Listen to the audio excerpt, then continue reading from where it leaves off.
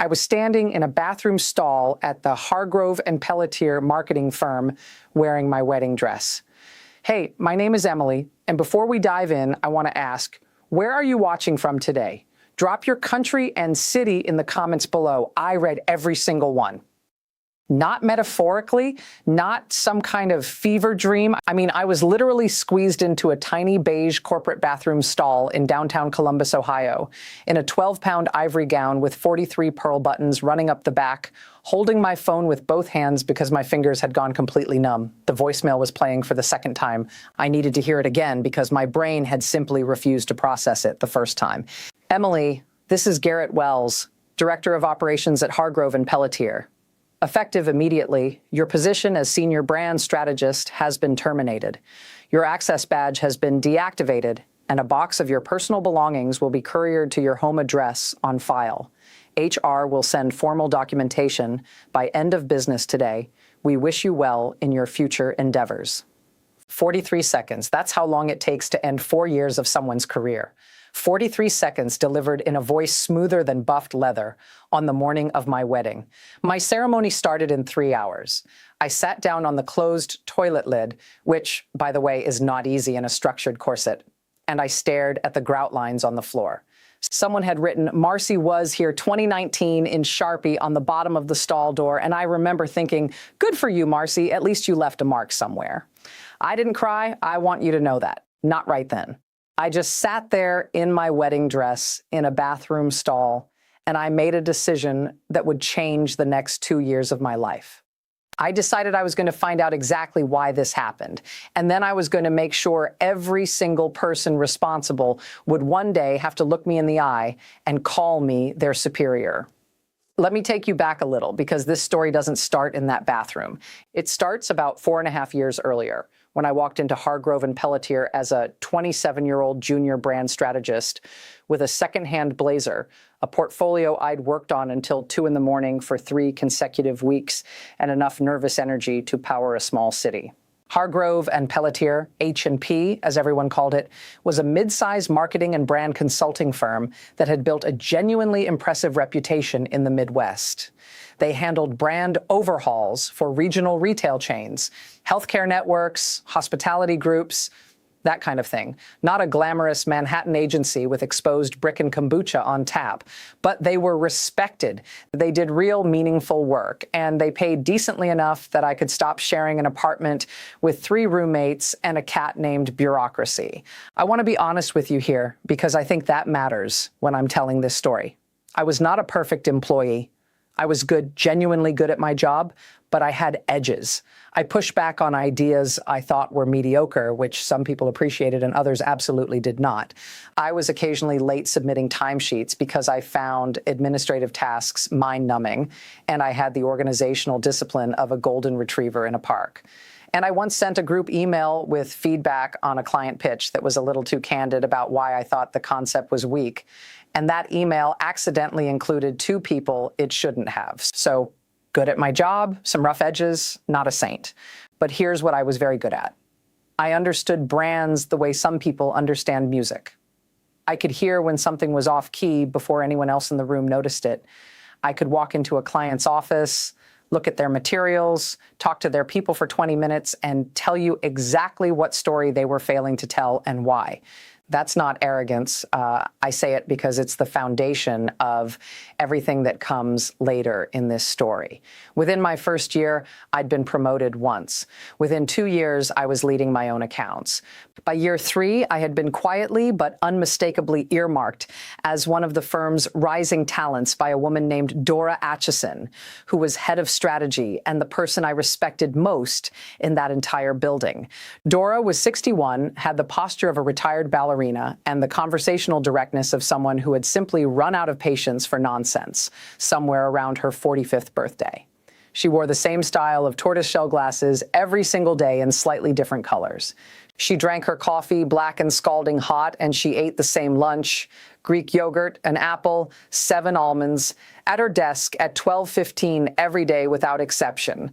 She was not warm in the conventional sense, but she was fair, fiercely, almost defiantly fair. and she had a way of paying attention to the people around her that made you feel genuinely seen. Dora was the reason I stayed at H&P even when I had offers from other places. She was the reason I turned down a position at a firm in Chicago in year 3 that would have paid me $15,000 more annually, because Dora had pulled me aside after a quarterly review and said very quietly, "Emily, I'm building something here. Give me 2 more years. You'll understand why I'm asking." I gave her 2 more years. What I didn't know, what I couldn't have known, was that Dora was fighting a battle I had no visibility into. The other person you need to know about is Garrett Wells, because Garrett is, without question, the antagonist of this story, and I think you deserve a fully honest portrait of him rather than a cartoon villain. Garrett was 44, had joined H&P 18 months before my termination as director of operations, and was precisely the kind of man who is extraordinarily successful in corporate environments because he is extraordinarily skilled at being whatever the room needs him to be. Around senior leadership, he was strategic, data-driven, revenue-focused. Around junior staff, he was personable and encouraging. Around clients, he was polished to an almost uncomfortable degree, the kind of polish that makes you feel slightly underdressed even if you're wearing your best outfit. He was not unintelligent. That's important. He wasn't a fool who stumbled into power. He was sharp, politically astute, and he had a genuine talent for restructuring operations in ways that looked efficient on paper. The problem with Garrett wasn't his competence. The problem was what he did with it. Garrett had come to H&P with a specific mandate from the firm's 2 founding partners, Conrad Hargrove, who was 70 and mostly ceremonial at this point, and Denise Pelletier, who was 63 and very much not ceremonial. Denise had brought Garrett in to modernize the firm's operational structure and cut costs ahead of what she hoped would be a significant acquisition deal that was being negotiated quietly in the background. I didn't know about the acquisition. Hardly anyone did. Dora knew, because Dora knew everything, and Garrett knew, because Garrett was central to it. Here's where I come in specifically as a problem that needed to be solved. Dora had been advocating for months, I later learned this from documents I'll tell you about, for a new division within H&P, a standalone creative strategy unit that would operate with more autonomy, take on larger national accounts, and would be led when it launched by a senior brand strategist she planned to elevate to a newly created director-level role. That person was me. Dora had gone to Denise Pelletier in writing. She had presented a full business case. She had included projected revenue, staffing models, client pipeline analysis. She had fought for this with everything she had.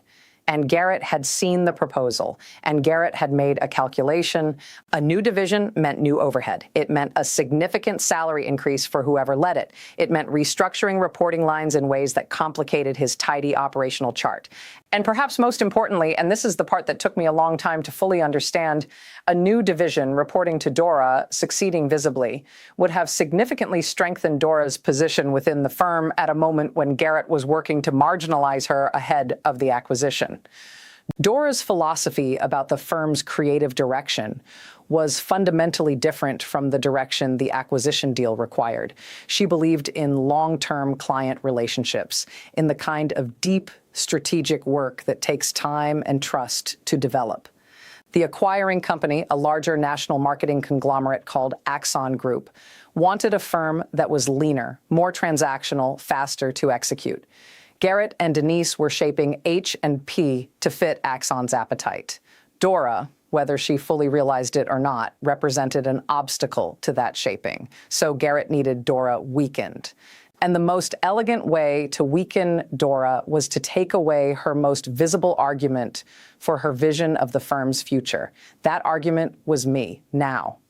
I need to tell you about Marcus, because Marcus is my husband, and this story cannot be told without him. Marcus Afolabi is a structural engineer who I met at a very bad dinner party in 2019, where we were both hiding in the kitchen eating crackers directly from the box because the appetizers had run out and neither of us was willing to be the person who asked the host when the actual food was coming.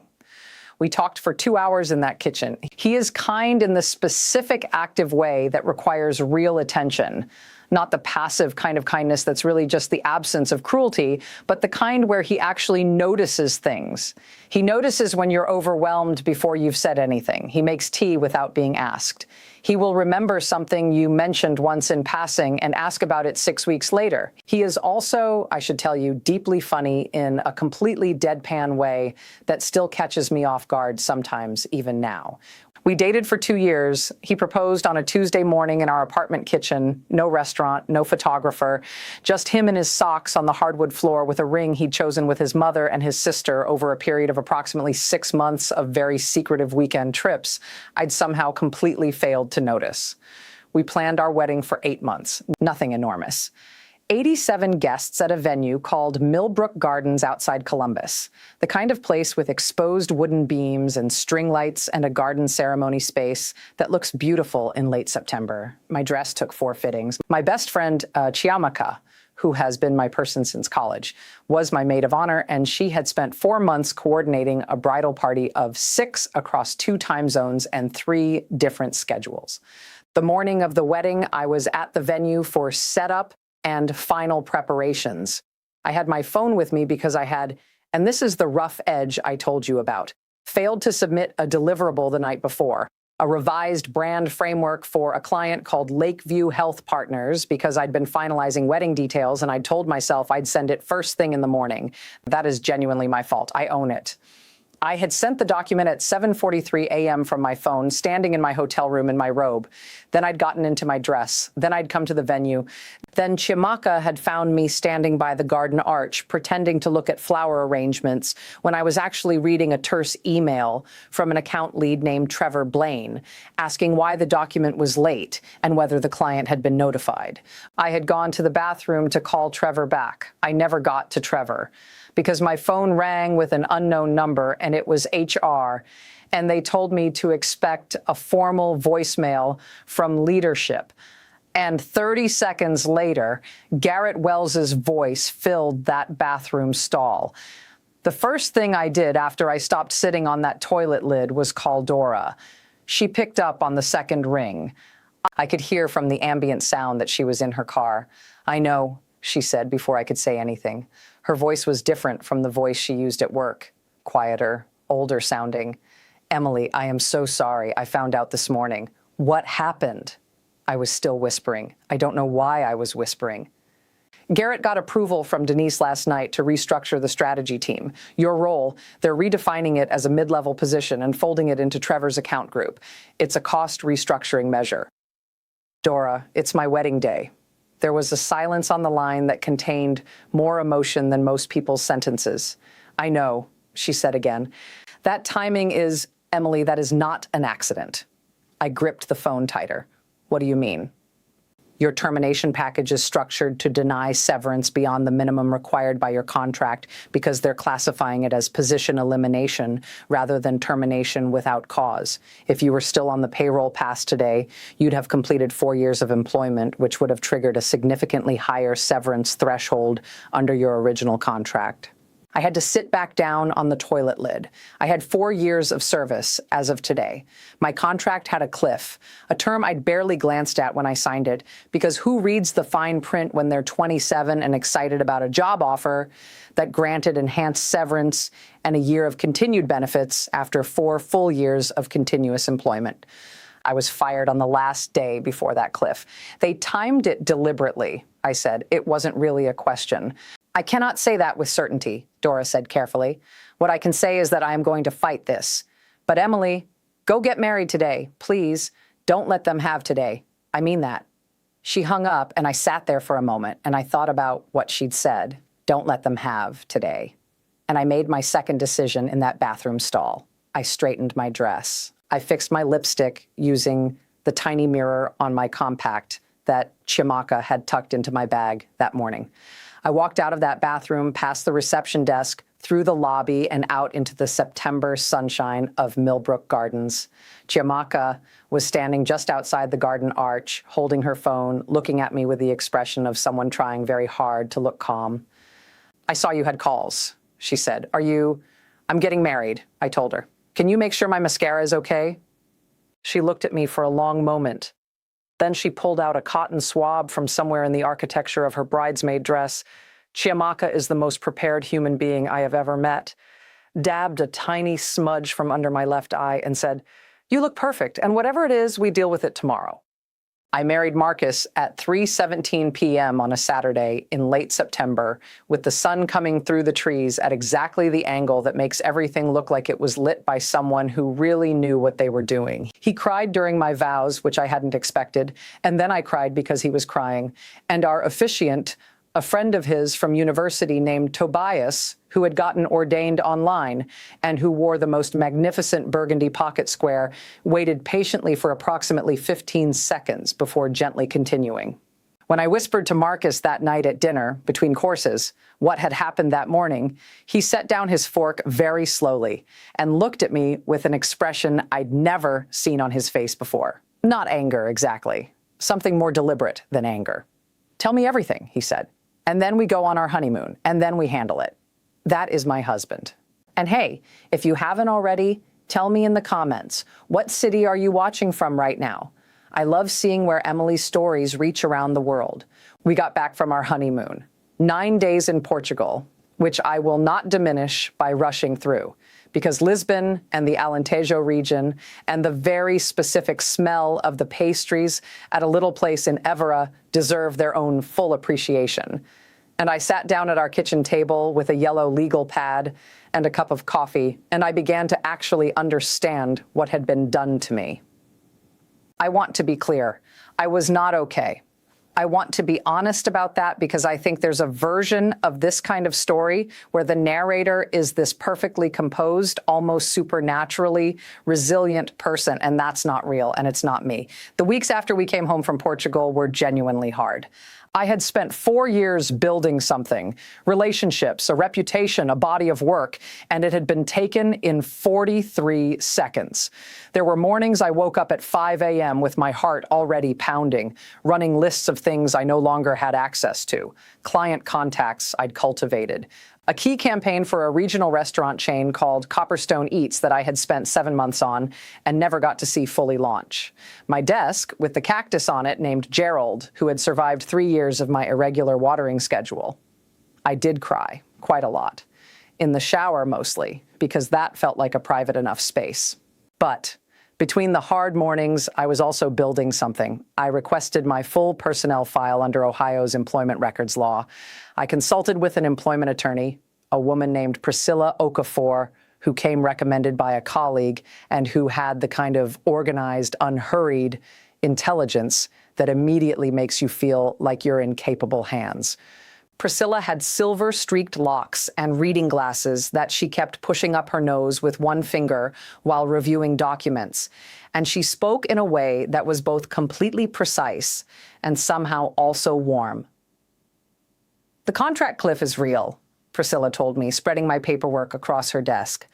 "The question is whether the timing of the termination was deliberate enough to constitute bad faith under Ohio employment law, and whether we can establish a pattern of retaliatory or discriminatory intent."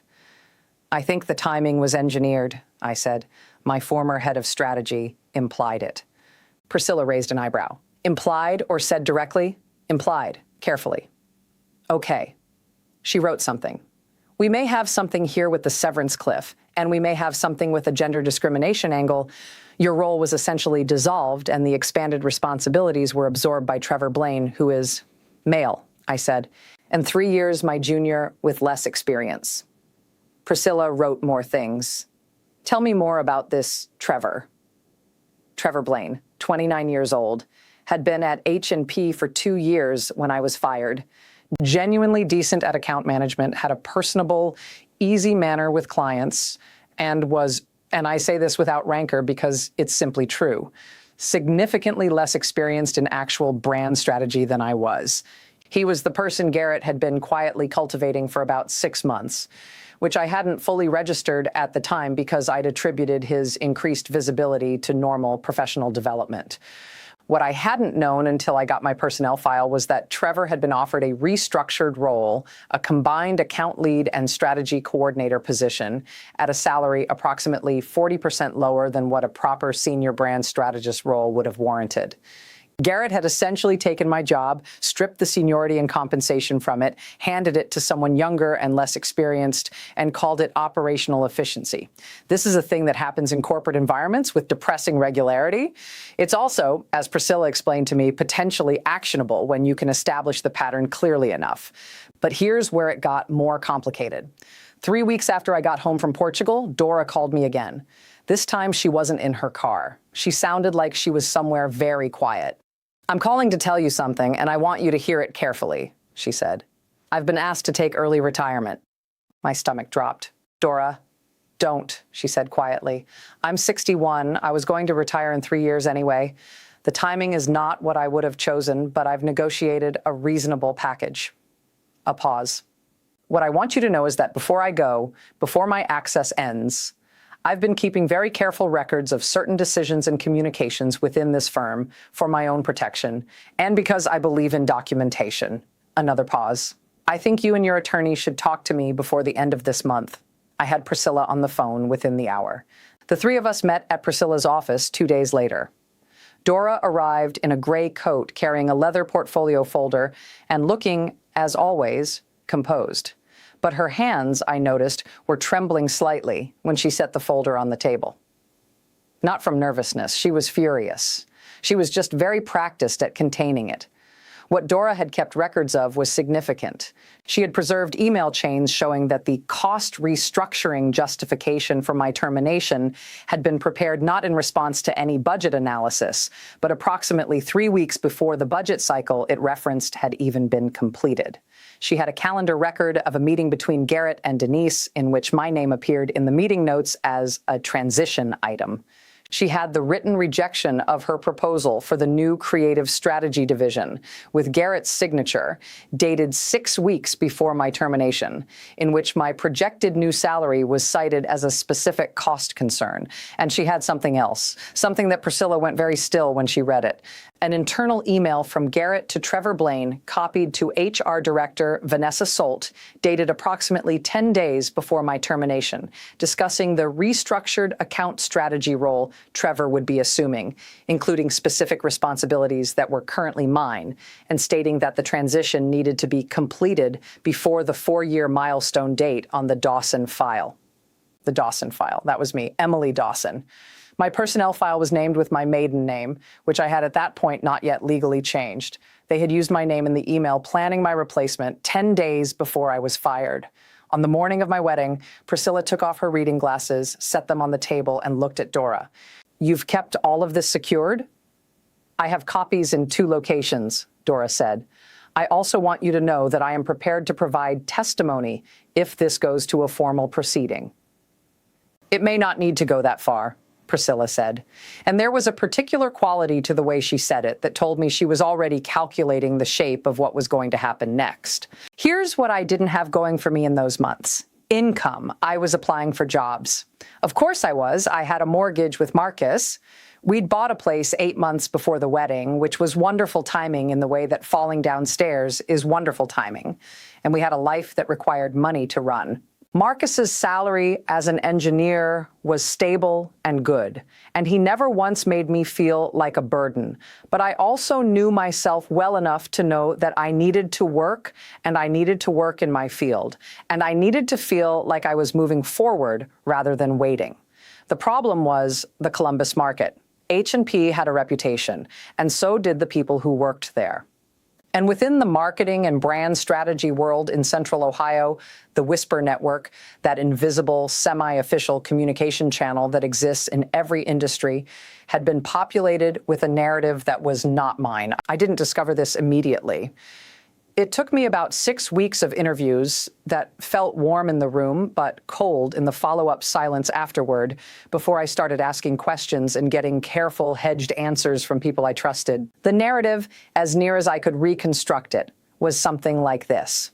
Emily Dawson had been a talented but difficult employee whose performance had declined significantly in her final year, making her termination ultimately necessary despite H&P's efforts to work with her.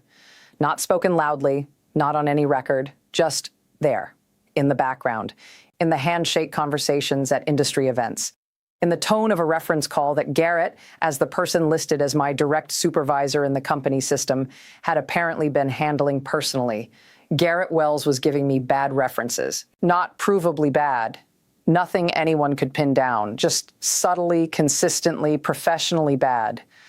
The kind of reference that isn't damning enough to sue over, but is just negative enough to turn a warm conversation into a polite rejection letter. When I finally confirmed this through a friend who had recently conducted a reference check in an entirely different context and had happened to call H&P for a different candidate's references and had spoken to Garrett and then mentioned to me with some discomfort what Garrett had said when my name came up as a comparison point, I sat in my kitchen and was quiet for a very long time. Marcus was home. He was making dinner, something involving a lot of cumin and the concentrated focus he brings to cooking, as if engineering his way through every recipe. He glanced over at me once from the stove, registered my face, and turned the heat down. "Tell me," he said. So I told him. And then I said the part that I hadn't said out loud yet, even to myself. I don't think I'm going to be able to get a job in this market as long as he's there giving references, not a senior role, not anything close to what I had. Marcus was quiet for a moment. He served the food. It was a lamb stew, I remember, because it smelled extraordinary, and the contrast between that smell and how wretched I felt was almost funny.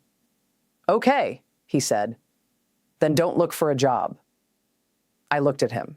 "You've been talking about the consulting idea for 2 years," he said. "Since before we got engaged, you always had a reason it wasn't the right time. Is it the right time now?" I had been talking about a consulting idea, a small boutique brand strategy practice, working directly with mid-sized companies who couldn't afford a full-service agency but needed more than a freelancer. I'd sketched it out in a notebook I kept under the bed. I had ideas about the service model, the pricing, the type of client I'd target. I'd never done it because I had a good job and it felt like a risk I didn't need to take. I no longer had a good job, and someone was systematically making it harder to get one. "Marcus," I said, "I don't have any clients." "Not yet," he said, and went back to the stew. I stared at him for a second. Then I went and got the notebook from under the bed. Let me tell you something about the next 14 months, because I think it's important not to compress them into a highlight reel that makes it sound more linear and triumphant than it actually was. Starting a consulting practice alone, with no existing client base, in a market where your most recent employer is quietly poisoning your reputation, while also managing an employment discrimination legal process that required your time and emotional energy every other week, is not easy. I want to be real about this. There were months where I earned almost nothing. There was a month, the 7th month, where I earned literally nothing. And I sat down with our finances and had a very honest and not entirely pleasant conversation with Marcus about how long we could sustain this and what the contingency plans were. There was also a month where I landed 2 clients in the same week. One of them, a regional healthcare group called Pinnacle Medical Partners, who had heard about me through a contact Dora had quietly passed my name to on her way out of H&P.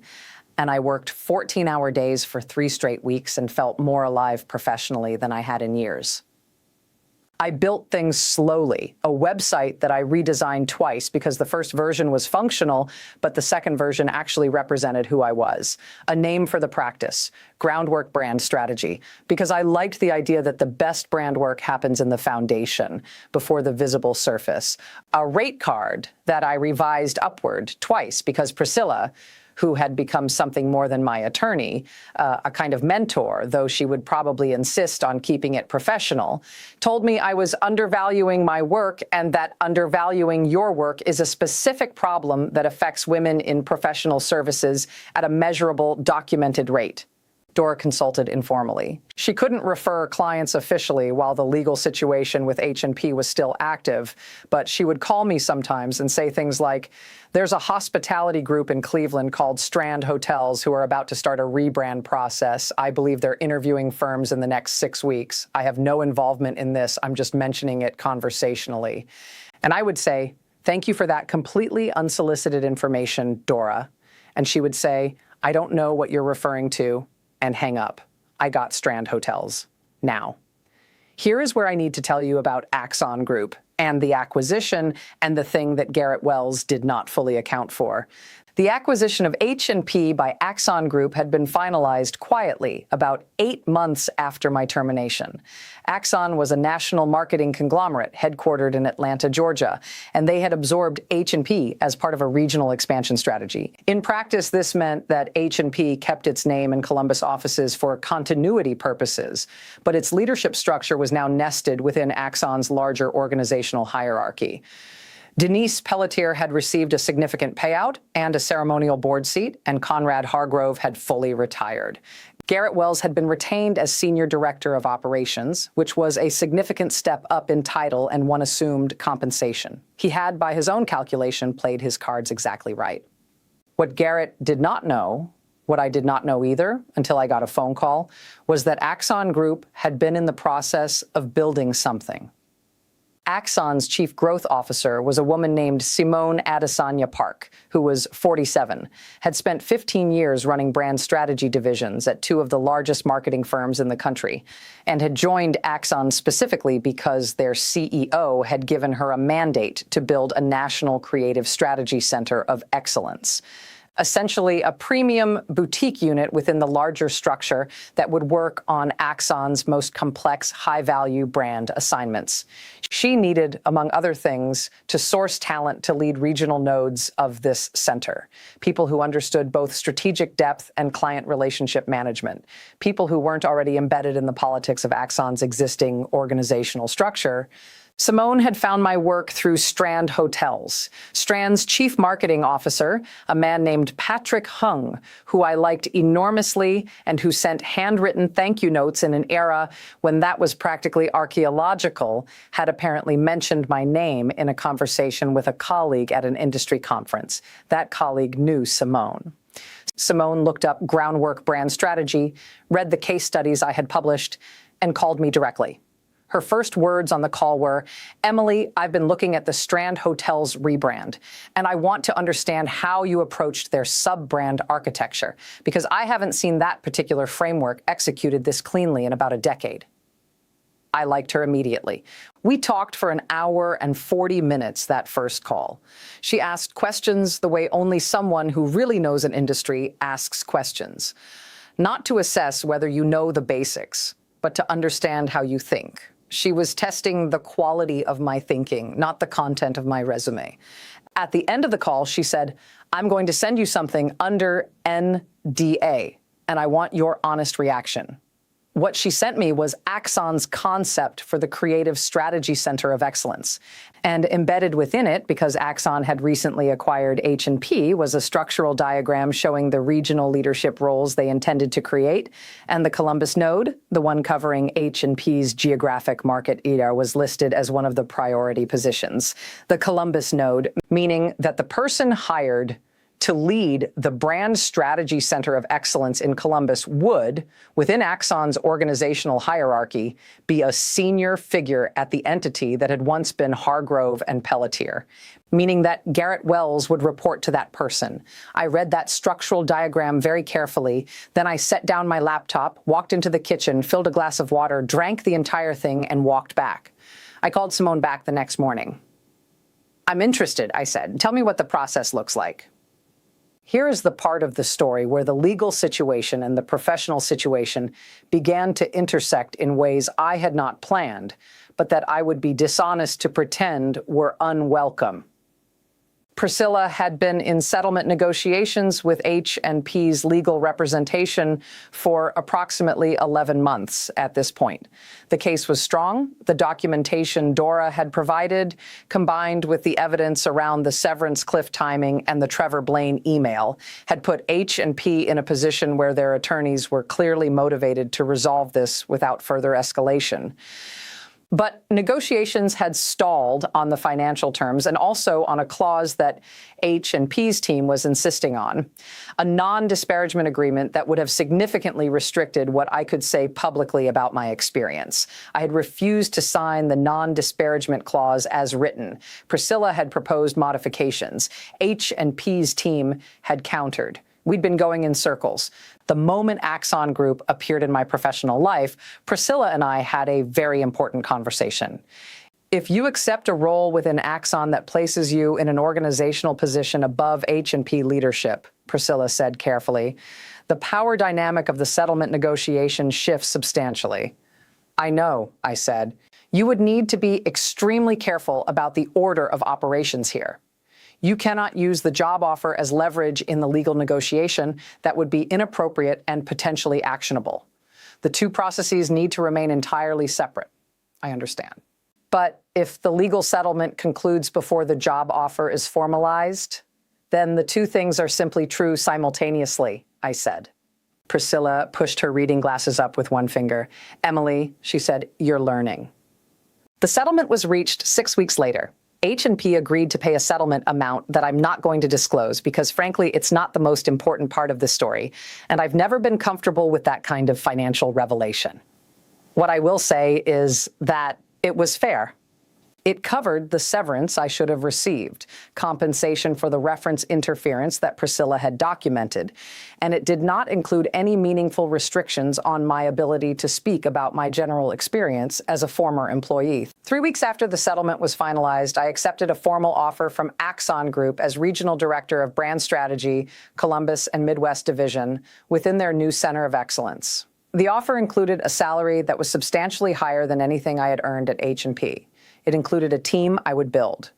And it included an organizational reporting structure that I studied for quite a while when HR sent me the official document. There was my name, Emily Dawson-Afalabi. I'd changed my name after the wedding, though I use both forms professionally. And there, 3 lines below mine in the hierarchy, was Garrett Wells. My first day in the Axon/H&P Columbus offices was a Tuesday in March, 26 months after the morning I had sat in a bathroom stall in a wedding dress listening to Garrett's voicemail. I want to tell you this carefully because I think the details matter.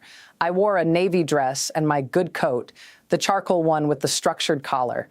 I had my coffee in a travel mug from the Portuguese cafe in Évora, the same one where Marcus and I had eaten pastries on our honeymoon, and we'd bought the mug because it was beautiful and because I wanted to carry something from that trip into ordinary days. I had slept well the night before, which surprised me. I'd expected to lie awake with my thoughts. Instead, I'd slept 8 hours and woken up calm. Simone was in Columbus for my first day, which I appreciated. She introduced me to the administrative team, walked me through the physical layout of the office, which had been slightly reconfigured for the new division's structure and was generally warm and direct in the way I had come to understand was simply who she was. There was a brief all-staff meeting at 10 a.m. in the main conference room. About 30 people. I recognized some faces from my previous time at H&P, people I'd worked with. People who had been junior to me and were now at various stages of their careers. Some of them looked surprised to see me. Some of them looked pleased. One of them, a graphic designer named Fatou, who had always brought homemade cookies to Friday team meetings and once gave me a handmade birthday card, caught my eye from across the room and mouthed, "Oh my God," with an expression of such delighted astonishment that I had to work hard not to laugh. Garrett was in the room. He was standing toward the back near the window with his arms folded loosely. He was wearing a charcoal suit, and his expression when I walked in was, I'm going to be honest with you, almost impossible to read. Not shock exactly, more like the expression of someone who has just realized that the chess move they thought was clever has produced an outcome 3 moves later that they entirely failed to anticipate. Simone introduced me to the room, outlined my role and the new division's mandate, and turned the floor to me for a brief statement. I had thought about what to say. I had written things down and crossed them out. I had run it past Marcus, who had listened and said, "You're overthinking it. Just say what's true." So I stood at the front of that room, looked at the assembled faces of people I had once worked alongside, people I didn't know yet, and one man who had deliberately fired me on my wedding day to protect his position. And I said this is a room full of genuinely talented people, and that's not something I'm saying as an opener. I mean it specifically. I've seen the work that's come out of this office. I know what this team is capable of, what I'm here to build, isn't something on top of what you've already been doing. It's something alongside it, and I can't do it without the people in this room. So if anyone has ideas, concerns, questions, my door is open from day one. Literally, I'll leave it open. There was genuine warm applause, not polite applause, the kind where you can tell people are actually happy.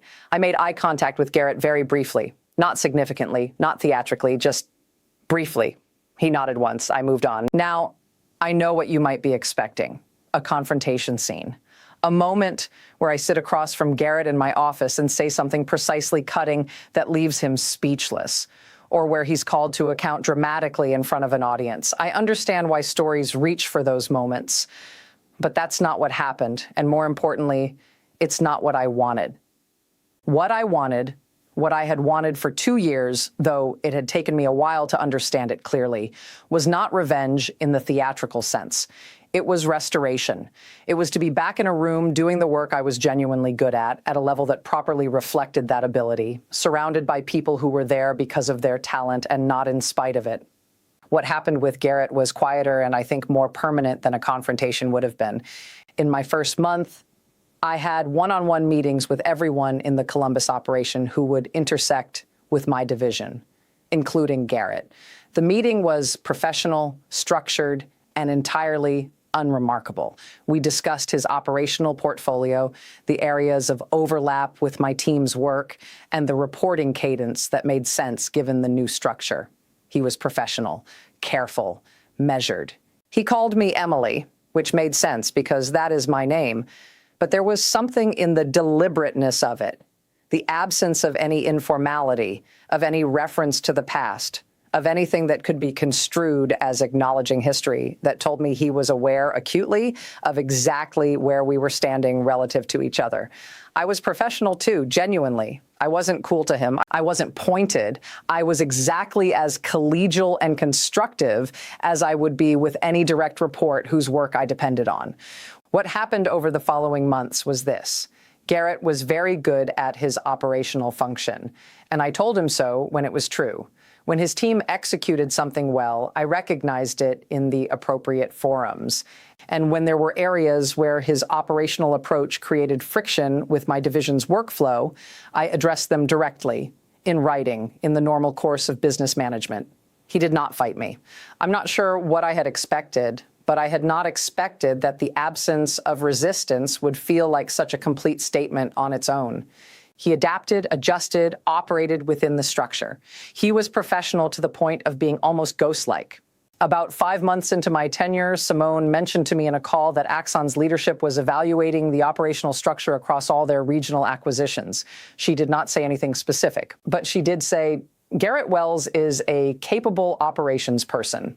He might be a better fit for a purely operational role at the corporate level if such a position came available. It would be a lateral move geographically, but a more appropriate scope for his skills. I said, that sounds like something worth exploring.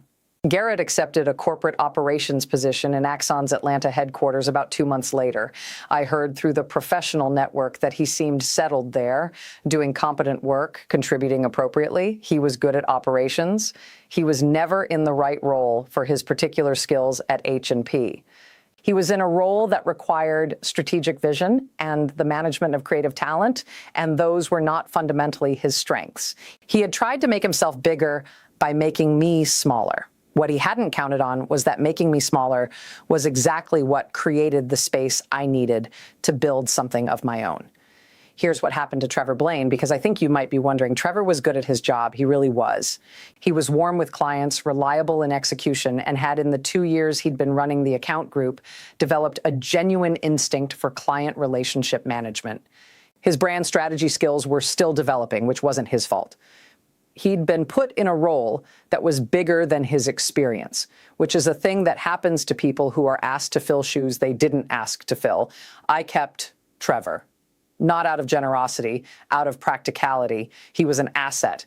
He and I had an honest conversation about 3 weeks into my tenure, during which he said, with an admirable absence of deflection, that he was aware I had been in his role before him and that the circumstances of that transition were ones he'd had some discomfort with even at the time. I told him that the discomfort he'd felt was appropriate, that I didn't hold the outcome against him, and that going forward, I expected him to do his job excellently, which was the only currency that mattered to me. He shook my hand very firmly and said, "Understood." He's since been promoted within my division to senior account director, which is a role that fits him accurately and well. He's genuinely good at it. I think about him sometimes as evidence that the people who benefit from an injustice aren't always the people who designed it, and holding them to account for someone else's choices is a mistake. Dora came to a lunch I hosted for my team about 8 months into the new role. She was officially retired by then, spending significant time with her daughter in Portland and consulting occasionally for a nonprofit she cared about. She arrived slightly early, which was completely Dora, and sat at the end of the table with her coffee, black, scalding, and watched the room with the particular attention she brought to everything. My team were all there, 6 people I had hired or selected, sharp and different from each other in the ways that make a creative team actually function rather than just coexist. After lunch, as people were clearing, she pulled me aside. "You built something good here," she said. It was not effusive. For Dora, it was overwhelming. "I had help," I said. "From you, specifically." She waved a hand. "I gave you information. You did the building." She picked up her coffee, looked out the window. "I always knew you would." I laughed. "You could have told me that 4 years ago." "You wouldn't have believed me," she said. And she was probably right. She wore blue tortoiseshell that day, which I noticed, and I will always remember. There's a question I've been asked a few times since things turned out the way they did, by people who know what happened or who I've told this story to in one form or another. The question usually takes some form of, wasn't it satisfying getting that moment of justice? And I always think about it before I answer, because I want to be honest and not just give the answer that sounds good. The truth is, yes. In moments, yes. When I walked into that conference room, yes. When I signed my Axon offer letter and read my own name in an organizational chart with Garrett's below it. There were real moments of something that felt like the scales balancing, and I'm not going to pretend I didn't feel them. But they were shorter than I expected and less important than I thought they'd be. What mattered more, what I still feel in a way that doesn't fade, is the work.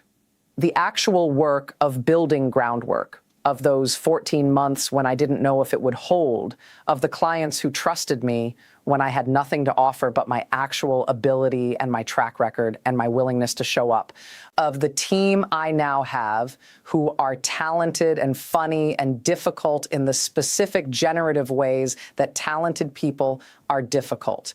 Of the fact that on my worst days at Hargrove and Pelletier, I had suspected I was capable of more than the ceiling above me allowed, and that the act of having the ceiling removed, as violently and unkindly as that happened, meant that I had to find out whether I was right. I was right. That's the thing I'm most grateful for knowing. I think about what Dora said in that parking lot bathroom stall phone call, "Don't let them have today," and I think she meant it as a one-day thing about my wedding. But it turned out to be a much bigger instruction than that. Don't let the people who try to diminish you have any of your days. Not the bad ones when you're sitting at your kitchen table with a legal pad trying to understand what just happened to you. Not the hard ones when no clients are calling and you're wondering if Marcus was wrong about the timing. Not the triumphant ones, because those days belong to you too, fully, without the shadow of anyone else's choices on them. I walked into my office this morning, a Tuesday, which is when I do my best thinking, and I sat down with my coffee in the Portuguese mug, and I looked at the plan for a new client we just signed, a regional architecture firm called Watershed, who have a genuinely remarkable story that no one has figured out how to tell yet. And I felt, as I do most mornings now, like I am exactly where I'm supposed to be. It took getting fired on my wedding day to get here. I would not have chosen that, but I'll take where it led. My name is Emily, and all of that is my story.